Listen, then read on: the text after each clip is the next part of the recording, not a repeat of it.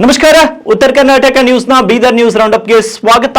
ನಾನು ಹನುಮಂತ್ ದೇಶ್ಮುಖ್. ಬನ್ನಿ ಕ್ವಿಕ್ ಆಗಿ ನೋಡೋಣ ಈ ಕ್ಷಣದ ಪ್ರಮುಖ ಸುದ್ದಿಗಳನ್ನ.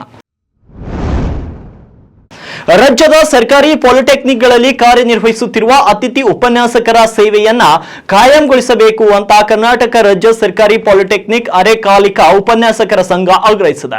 ಸಂಘದ ಪದಾಧಿಕಾರಿಗಳು ನಗರದ ನೌಬಾದ್ನ ಸರ್ಕಾರಿ ಪ್ರಥಮ ದರ್ಜೆ ಕಾಲೇಜಿನಲ್ಲಿ ಸೋಮವಾರ ಜಿಲ್ಲಾ ಉಸ್ತುವಾರಿ ಸಚಿವ ಈಶ್ವರ್ ಖಂಡ್ರೆ ಅವರಿಗೆ ಈ ಕುರಿತು ಮನವಿ ಪತ್ರವನ್ನ ಸಲ್ಲಿಸಿದರು. ರಾಜ್ಯದಲ್ಲಿ 102 ಸರ್ಕಾರಿ ಪಾಲಿಟೆಕ್ನಿಕ್ಗಳಿದ್ದು 1600 ಅತಿಥಿ ಉಪನ್ಯಾಸಕರು 20, 15, 10, 5 ಹಾಗೂ 2 ವರ್ಷಗಳಿಂದ ಕಾರ್ಯನಿರ್ವಹಿಸುತ್ತಿದ್ದಾರೆ. ಬೀದರ್, ಔರಾದ್ ಸೇರಿ ಜಿಲ್ಲೆಯಲ್ಲಿ 45 ಅತಿಥಿ ಉಪನ್ಯಾಸಕರು ಇದ್ದಾರೆ ಅಂತ ಸಂಘದ ರಾಜ್ಯ ಅಧ್ಯಕ್ಷ ಪ್ರವೀಣ್ ಕುಮಾರ್ ಮಿರಜ್ ಗಂಜ್ಕರ್ ತಿಳಿಸಿದ್ದಾರೆ.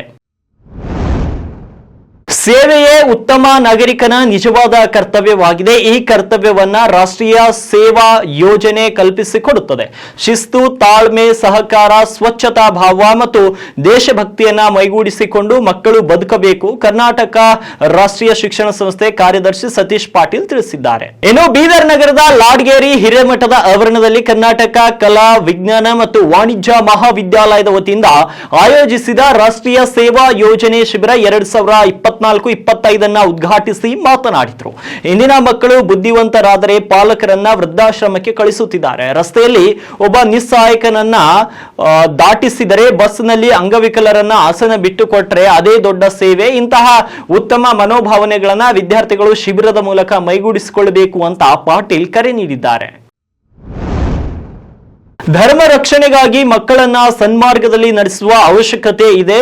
ಕೆಟ್ಟ ಸ್ನೇಹಿತ ದುರ್ಮಾರ್ಗ ಹೊಂದಿರುವಂತಹ ಸ್ಥಳಕ್ಕೆ ಕರೆದುಕೊಂಡು ಹೋಗ್ತಾನೆ. ಒಳ್ಳೆಯ ಸ್ನೇಹಿತ ಧಾರ್ಮಿಕ ಕ್ಷೇತ್ರಗಳಿಗೆ ಕೊಂಡೊಯ್ಯುತ್ತಾನೆ. ಅಂಬರೀಶ್ ಮತ್ತು ಅರವಿಂದ್ ಶೀಲವಂತ್ ಅವರು ಸನ್ಮಾರ್ಗದಲ್ಲಿ ನಡೆದು ಆಧ್ಯಾತ್ಮಿಕ ಮತ್ತು ಧಾರ್ಮಿಕ ಕಾರ್ಯಗಳನ್ನ ಮಾಡುತ್ತಿರುವುದು ಧರ್ಮ ರಕ್ಷಣೆಯ ಕಾರ್ಯವಾಗಿದೆ ಅಂತ ಉಜ್ಜಯಿನಿಯ ಶ್ರೀ ಅಘೋರ ಪೀಠಾದೇಶ್ವರ ಅಚಲನಾಥ ಮಹಾರಾಜರು ನುಡಿದರು. ನಗರದ ದೇವಿ ಕಾಲೋನಿಯಲ್ಲಿ ದೇವಿ ಗ್ರೂಪ್ ಮತ್ತು ಶ್ರೀ ಶಬರಿ ಮಾತಾ ಭಕ್ತ ಮಂಡಳಿ ಬೀದರ್ ವತಿಯಿಂದ ಶ್ರೀ ಸದ್ಗುರು ಶಬರಿ ಮಾತಾ ಜೀವಂತ ಸಮಾಧಿ 25ನೇ ಬ್ರಹ್ಮಕ್ಯ ಕಾರ್ಯಕ್ರಮದ ಪ್ರಯುಕ್ತ ಸಾಧು ಸಂಗಮ ಮೇಳ ಮತ್ತು ಶ್ರೀ ಶಬರಿ ಮಾತಾ ಆಸ್ಥಾನ ಉದ್ಘಾಟನಾ ಸಮಾರಂಭ ಹಾಗೂ ಸಾಧು ಸಂತರ ಮೆರವಣಿಗೆ ಕಾರ್ಯಕ್ರಮದಲ್ಲಿ ಇವರು ಮಾತನಾಡಿದರು.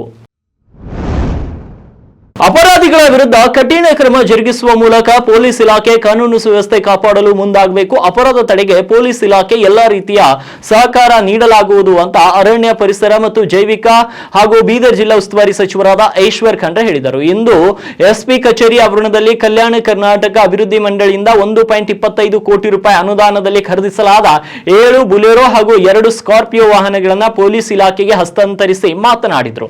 ಕಾನೂನು ಸುವ್ಯವಸ್ಥೆ ಚೆನ್ನಾಗಿದ್ರೆ ಮಾತ್ರ ಜನರು ನೆಮ್ಮದಿಯ ನಿದ್ದೆ ಮಾಡಲು ಸಾಧ್ಯ. ಕಾನೂನು ಸುವ್ಯವಸ್ಥೆ ಕಾಪಾಡುವ ನಿಟ್ಟಿನಲ್ಲಿ ಇತ್ತೀಚೆಗೆ KKRDB ಅನುದಾನದಡಿಯಲ್ಲಿ AI ಕ್ಯಾಮೆರಾ ಒಳಗೊಂಡಂತಹ ಕಮಾಂಡ್ ಸೆಂಟರ್ ಸ್ಥಾಪನೆ ಮಾಡಲಾಗಿದೆ. ಮುಂದೆಯೂ ಕೂಡ ಕಾನೂನು ಸುವ್ಯವಸ್ಥೆಗೆ ಎಲ್ಲಾ ರೀತಿಯಲ್ಲಿ ಕ್ರಮ ಜರುಗಿಸಲಾಗುವುದು ಎಂದರು. ರಹೀಂ ಖಾನ್ ಅವರು ಕೂಡಿ ಬೀದರ್ ಜಿಲ್ಲಾ ಪೊಲೀಸ್ ಇಲಾಖೆಗೆ ಕಲ್ಯಾಣ ಕರ್ನಾಟಕ ಪ್ರದೇಶಾಭಿವೃದ್ಧಿ ಮಂಡಳಿ ವತಿಯಿಂದ 7 ಹೊಸ ಬೊಲೆರೋ ವಾಹನಗಳನ್ನು ಇವತ್ತು ಮಂಜೂರಿ ಮಾಡಿಕೊಟ್ಟು ಅದಕ್ಕೆ ಚಾಲನೆಯನ್ನು ಕೊಟ್ಟಿದ್ದೇವೆ. ಬೀದರ್ ಇದು ಗಡಿ ಭಾಗದಲ್ಲಿರುವಂಥ ಒಂದು ಜಿಲ್ಲೆ. ಹೀಗಾಗಿ ಇಲ್ಲಿ ಒಂದು ಕಡೆ ಮಹಾರಾಷ್ಟ್ರ ಇದೆ, ಒಂದು ಕಡೆ ತೆಲಂಗಾಣ ಇದೆ. ಈಗ ಅಪರಾಧಗಳನ್ನು ತಡೆಗಟ್ಟುವಂಥದ್ದು ನಮ್ಮೆಲ್ಲರ ಆದ್ಯ ಕರ್ತವ್ಯವಾಗಿದೆ. ಆ ನಿಟ್ಟಿನಲ್ಲಿ ಪೊಲೀಸ್ ಇಲಾಖೆಗೆ ಏನು ಮೂಲಭೂತ ಸೌಕರ್ಯ ಬೇಕಾಗಿದೆ, ಅವರಿಗೆ ವಾಹನಗಳಿರ್ಬೋದು, ಅವರಿಗೆ ಕಂಟ್ರೋಲ್ ಆ್ಯಂಡ್ ಕಮಾಂಡ್ ಸೆಂಟರ್ಗೆ CCTV ಕ್ಯಾಮ್ರಾಗಳನ್ನು ಕೊಟ್ಟಿದ್ದೇವೆ. ನಾನು ಈಗಾಗಲೇ ಪೊಲೀಸ್ ವರಿಷ್ಠಾಧಿಕಾರಿ ಪ್ರದೀಪ್ ಗುಂಟೆ ಅವರಿಗೆ ಹೇಳಿದ್ದೇನೆ, ಇನ್ನು ಹೆಚ್ಚಿನ ಏನೇನು ಅವಶ್ಯಕತೆ ಇದೆ ಇಲ್ಲಿ ಯಾವುದೇ ರೀತಿಯಲ್ಲಿ ಅಪರಾಧಗಳನ್ನು ತಡೆಗಟ್ಟಲಿಕ್ಕೆ ಇವತ್ತು ಯಾರು ಕಾಂಟ್ರಾಬ್ಯಾಂಡ್ ಗೂಡ್ಸ್ ಇರ್ಬೋದು, ನಶೆ ಮಾಡ್ಬೋದು, IPL ಗುಟ್ಕಾ ಪಟ್ಕಾ ಏನೇನಿದೆ ಅವೆಲ್ಲವನ್ನೂ ಇವತ್ತು ತಡೆದು ಕಾನೂನು ಸುವ್ಯವಸ್ಥೆಗೆ ಮೊದಲನೇ ಆದ್ಯತೆ ಕೊಡಬೇಕು. ಜನ ನೆಮ್ಮದಿಯಿಂದ ಶಾಂತಿ ಇದ್ದಿರಬೇಕು ಅನ್ನೋಂಥ ದೃಷ್ಟಿಯಿಂದ ಈ ಒಂದು ಕ್ರಮವನ್ನು ನಾವು ತೆಗೆದುಕೊಂಡಿದ್ದೇವೆ. ನಾನು ಈಗಾಗಲೇ ಪೊಲೀಸ್ ಅಧಿಕಾರಿಗಳಿಗೆ ಹೇಳಿದ್ದೇನೆ, ಇದೆಲ್ಲವನ್ನು ಸದುಪಯೋಗಪಡಿಸಿಕೊಂಡು ಇವತ್ತು ನಮ್ಮ ಬೀದರ್ ಜಿಲ್ಲೆ ನಾಗರಿಕರಿಗೆ ಒಂದು ರೀತಿಯಲ್ಲಿ ಅವರಿಗೆ ಭದ್ರತೆ ಕೊಡುವಂಥ ಕೆಲಸ ಮಾಡಬೇಕು. ಯಾವುದೇ ರೀತಿಯ ಅಪರಾಧಗಳು ಆಗದ ರೀತಿಯಲ್ಲಿ ನಿಗಾ ವಹಿಸಬೇಕು ಅನ್ನೋಂಥ ಮಾತನ್ನು ಹೇಳಿದ್ದೇನೆ. ಇದಕ್ಕೆ 1,21,00,000. ರಾಜ್ಯ ಸರ್ಕಾರದ ಮಹತ್ವಾಕಾಂಕ್ಷಿ ಪಂಚ ಗ್ಯಾರಂಟಿ ಯೋಜನೆಗಳನ್ನ ಸರಿಯಾದ ರೀತಿಯಲ್ಲಿ ಜನರಿಗೆ ತಲುಪಿಸಿ ಅಂತ ಬೀದರ್ ಜಿಲ್ಲಾ ಗ್ಯಾರಂಟಿ ಯೋಜನೆಗಳ ಅನುಷ್ಠಾನ ಸಮಿತಿ ಅಧ್ಯಕ್ಷರಾದ ಅಮೃತರಾವ್ ಚಿಮ್ಕೋಡೆ ಅವರು ತಿಳಿಸಿದ್ದಾರೆ. ಅವರು ಸೋಮವಾರ ಜಿಲ್ಲಾ ಪಂಚಾಯತ್ ಸಭಾಂಗಣದಲ್ಲಿ ನಡೆದಂತ ಪಂಚ ಗ್ಯಾರಂಟಿ ಪ್ರಗತಿ ಪರಿಶೀಲನಾ ಸಭೆಯನ್ನ ಉದ್ದೇಶಿಸಿ ಮಾತನಾಡಿದರು. ಜಿಲ್ಲೆಯ ಒಟ್ಟು ಕುಟುಂಬದ ಮಹಿಳಾ ಮುಖ್ಯಸ್ಥರ ಹೆಸರಿನಲ್ಲಿರುವಂತಹ ಪಡಿತರ ಚೀಟಿಗಳ ಸಂಖ್ಯೆ 3,81,970. ಇವರಲ್ಲಿ ಗೃಹಲಕ್ಷ್ಮಿ ಯೋಜನೆಯಡಿಯಲ್ಲಿ ಏಪ್ರಿಲ್ ಅಂತ್ಯಕ್ಕೆ 3,52,294 ಫಲಾನುಭವಿಗಳು ನೋಂದಣಿಯಾಗಿರುತ್ತಾರೆ. ಶೇಕಡಾವಾರು ನೋಂದಣಿ 92.23 ಇರುತ್ತದೆ. ಉಳಿದ 29,676 ಫಲಾನುಭವಿಗಳ ನೋಂದಣಿ ಬಾಕಿ ಇರುತ್ತದೆ. ಐಟಿ ಮತ್ತು ಜಿಎಸ್ಟಿ ಒಟ್ಟು 12,000 ಹಾಗೂ ರೇಷನ್ ಕಾರ್ಡ್ ತಿದ್ದುಪಡಿಗಳ ಸಂಖ್ಯೆ 7ರಿಂದ 8,000 ಇವೆ. ಗೃಹಲಕ್ಷ್ಮಿ ಯೋಜನೆಗೆ 1,137.67 ಕೋಟಿ ಹಣವನ್ನ ಡಿಬಿಟಿ ಮೂಲಕ ವರ್ಗಾಯಿಸಲಾಗುತ್ತಿದೆ. ಅನ್ನಭಾಗ್ಯ ಯೋಜನೆಯಡಿಯಲ್ಲಿ 13,13,305 ಫಲಾನುಭವಿಗಳಿದ್ದು 3,57,286 ಪಡಿತರ ಚಿಟ್ಟಿಗಳಿವೆ. ಒಟ್ಟು 333.28 ಕೋಟಿ ರೂಪಾಯಿ ಅನುದಾನ ಬಳಕೆಯಾಗಿದೆ ಅಂತ ತಿಳಿಸಿದ್ದಾರೆ. ಈಗಾಗಲೇ ಫೆಬ್ರವರಿ 2025ರಿಂದ 10 ಕೆಜಿ ಅಕ್ಕಿ ನೀಡಲಾಗುತ್ತಿದೆ ಮತ್ತು ಪಡಿತರ ಅಕ್ಕಿಯು ಕಾಳಸಂತೆಯಲ್ಲಿ ಮಾರಾಟ ಆಗದಂತೆ ನೋಡಿಕೊಳ್ಳಬೇಕು ಎಂದು ಆಹಾರ ಮತ್ತು ನಾಗರಿಕ ಸರಬರಾಜು ಇಲಾಖೆ ಅಧಿಕಾರಿಗಳಿಗೆ ಖಡಕ್ ಸೂಚನೆಯನ್ನ ಚಿಮ್ಕೋಡೆ ನೀಡಿದ್ದಾರೆ. ಬೀದರ್ ಜಿಲ್ಲೆಯ ಜನರಿಗೆ ಯಾವುದೇ ರೀತಿಯಲ್ಲಿ ಕುಡಿಯುವ ನೀರಿಗೆ ಸಮಸ್ಯೆ ಆಗದಂತೆ ಕ್ರಮ ಜರುಗಿಸಬೇಕು ಅಂತ ಅಧಿಕಾರಿಗಳಿಗೆ ಅರಣ್ಯ, ಜೈವಿಕ ಹಾಗೂ ಜಿಲ್ಲಾ ಉಸ್ತುವಾರಿ ಸಚಿವ ಈಶ್ವರ್ ಖಂಡ್ರೆ ಸೂಚನೆಯನ್ನ ನೀಡಿದ್ದಾರೆ. ಇಂದು ಜಿಲ್ಲಾಧಿಕಾರಿ ಕಚೇರಿ ಸಭಾಂಗಣದಲ್ಲಿ ಕುಡಿಯುವ ನೀರಿನ ಸಮಸ್ಯೆ ಹಾಗೂ ಮಳೆ ಹಾನಿಯ ಕುರಿತು ವಿವಿಧ ಇಲಾಖೆ ಅಧಿಕಾರಿಗಳೊಂದಿಗೆ ಸಭೆ ನಡೆಸಿ ಮಾತನಾಡಿದಂತ ಅವರು ಕೆಲವೊಂದು ಬಾರಿ ವಿದ್ಯುತ್ ಟ್ರಿಪ್ ಆಗಿರುವುದರಿಂದ ಕೂಡ ಕುಡಿಯುವ ನೀರಿಗೆ ಸಮಸ್ಯೆ ಆಗುತ್ತಿರುವ ಬಗ್ಗೆ ಗಮನಕ್ಕೆ ಬಂದಿದ್ದು ಕೂಡಲೇ ವಿದ್ಯುತ್ ಸಮಸ್ಯೆಯನ್ನ ಬಗೆಹರಿಸಬೇಕು. ಟೆಂಡರ್ ಇಲ್ಲದೆ ಕಾಮಗಾರಿ ಕೈಗೊಳ್ಳುತ್ತಿರುವ ಕುರಿತು ಮಾಧ್ಯಮಗಳಲ್ಲಿ ವರದಿಯಾಗಿರುತ್ತದೆ. ಇದನ್ನ ಗಂಭೀರವಾಗಿ ಪರಿಗಣಿಸಿ ಟೆಂಡರ್ ಇಲ್ಲದೆ ಯಾರಿಗೂ ಕಾಮಗಾರಿ ಕೈಗೊಳ್ಳಲು ಅವಕಾಶ ನೀಡಬಾರದು ಅಂತ ಅಧಿಕಾರಿಗಳಿಗೆ ನಿರ್ದೇಶನವನ್ನ ನೀಡಿದರು. ಕರ್ನಾಟಕ ಲೋಕಾಯುಕ್ತ ಬೀದರ್ ಪೊಲೀಸ್ ಠಾಣೆ ವತಿಯಿಂದ ಭಾಲ್ಕಿ ತಾಲೂಕು ಮಟ್ಟದ ಅಧಿಕಾರಿಗಳ ಉಪಸ್ಥಿತಿಯಲ್ಲಿ ಮೇ 21ರಂದು ಬೆಳಗ್ಗೆ 11 ಗಂಟೆಗೆ ಸಾರ್ವಜನಿಕ ಕುಂದುಕೊರತೆ ಅಹವಾಲು ಸ್ವೀಕಾರ ಕಾರ್ಯಕ್ರಮ ಹಮ್ಮಿಕೊಳ್ಳಲಾಗಿದೆ ಅಂತ ಕರ್ನಾಟಕ ಲೋಕಾಯುಕ್ತ ಬೀದರ್ನ ಪೊಲೀಸ್ ನಿರೀಕ್ಷಕರು ಪ್ರಕಟಣೆಯಲ್ಲಿ ತಿಳಿಸಿದ್ದಾರೆ. ಸಾರ್ವಜನಿಕರು ತಮ್ಮ ಕುಂದುಕೊರತೆಗಳನ್ನು ನೇರವಾಗಿ ಬಂದು ಸಲ್ಲಿಸಲು ಹಾಗೂ ಸ್ಥಳದಲ್ಲಿಯೇ ಇದ್ದ ಅಧಿಕಾರಿಗಳೊಂದಿಗೆ ಕೆಲಸ ನೆರವೇರಿಸಿಕೊಳ್ಳಲು ಅಥವಾ ಸ್ಥಳದಲ್ಲಿಯೇ ದೂರು ಅರ್ಜಿಯ ಫಾರಂ 1 ಮತ್ತು 2 ತೆಗೆದುಕೊಂಡು ದೂರು ನೀಡಲು ಅನುಕೂಲ ಕಲ್ಪಿಸಲಾಗಿದ್ದು ಸಾರ್ವಜನಿಕರು ಇದರ ಸದುಪಯೋಗ ಪಡೆದುಕೊಳ್ಳಬಹುದಾಗಿದೆ ಅಂತ ತಮ್ಮ ಪ್ರಕಟಣೆಯಲ್ಲಿ ತಿಳಿಸಿದ್ದಾರೆ.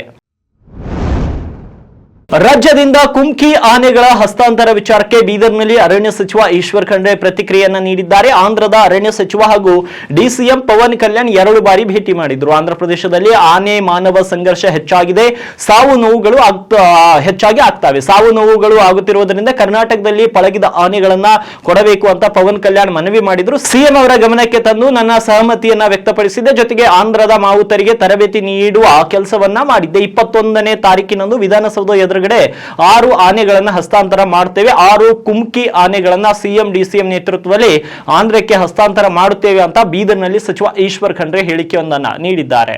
ನನಗೆ ಬಂದು 2 ಸಲ ಭೇಟಿಯಾಗಿದ್ರು. ಆಂಧ್ರದಲ್ಲಿ ಆನೆ ಹಾವಳಿಯಿಂದ ಬಹಳಷ್ಟು ಜನರಿಗೆ ಮಾನವ ಪ್ರಾಣಿ ಸಂಘರ್ಷ ಆಗ್ತಾ ಇದೆ, ಜನ ಮೃತಪಡ್ತಾ ಇದ್ದಾರೆ. ಕರ್ನಾಟಕದಲ್ಲಿ ಕುಮ್ಕಿ ಆನೆಗಳಿದ್ದಾವೆ, ಅಂದ್ರೆ ಪಳಗಿದ ಆನೆ ನಮಗೆ ಕೊಡಬೇಕು ಅಂತ ಕೇಳಿದ್ರು. ಅದಕ್ಕಿಂತ ಪೂರ್ವದಲ್ಲಿ ನಾವೆಲ್ಲ ಅದಕ್ಕೆ ಮಾನ್ಯ ಮುಖ್ಯಮಂತ್ರಿಗಳ ಜೊತೆಯಲ್ಲಿ ನಾನು ಚರ್ಚೆ ಮಾಡಿ ಅದಕ್ಕೆ ನನ್ನ ಸಹಮತಿಯನ್ನು ವ್ಯಕ್ತಪಡಿಸಿದ್ದೆ. ಮತ್ತು ಆಂಧ್ರದ್ದೇನು ಇವತ್ತು ಆ ಮಾಹುತರಿದ್ದಾರೆ, ಕಾವಡಿಗರಿದ್ದಾರೆ, ಅವರಿಗೆ ತರಬೇತಿಯನ್ನು ಕೊಟ್ಟಿದ್ದೇವೆ. 21ನೇ ತಾರೀಕಿಗೆ ವಿಧಾನಸೌಧ ಸ್ಟೇಜ್ ಎದುರುಗಡೆ 6 ಆನೆಗಳು ಕುಮ್ಕಿ ಆನೆಗಳನ್ನು ಹಸ್ತಾಂತರ ಮಾಡುವಂಥ ಒಂದು ಕಾರ್ಯಕ್ರಮ ಇಟ್ಟುಕೊಂಡಿದ್ದೇವೆ. ಅದಕ್ಕೆ ಮಾನ್ಯ ಮುಖ್ಯಮಂತ್ರಿಗಳು, ಉಪಮುಖ್ಯಮಂತ್ರಿಗಳು, ಪವನ್ ಕಲ್ಯಾಣ್ ಅವರು ಇತರೆಲ್ಲರೂ ಭಾಗವಹಿಸ್ತಾ ಇದ್ದಾರೆ. ಅದಕ್ಕೆ ಹೆಚ್ಚಿನ ಸಂಖ್ಯೆಯಲ್ಲಿ ಅದು ಭಾಗವಹಿಸಿ ಆ ಕಾರ್ಯಕ್ರಮ ಯಶಸ್ವಿಗೊಳಿಸಬೇಕು ಅಂತ ವಿನಂತಿ ಮಾಡುತ್ತೇನೆ.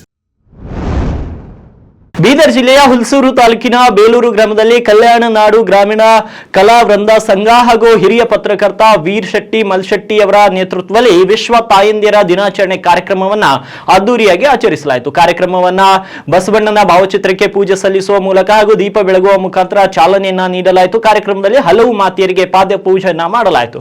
ಕಾರ್ಯಕ್ರಮದಲ್ಲಿ ವಿಶೇಷ ಉಪನ್ಯಾಸ ನೀಡಿದಂತ ಶಂಭುಲಿಂಗ ಕಾಮಣ್ಣನವರು ತಾಯಿಯು ತ್ಯಾಗದ ಮೂರ್ತಿ, ತಾಯಿಗಿಂತ ದೊಡ್ಡ ದೇವರಿಲ್ಲ ಎಂದಿದ್ದಾರೆ.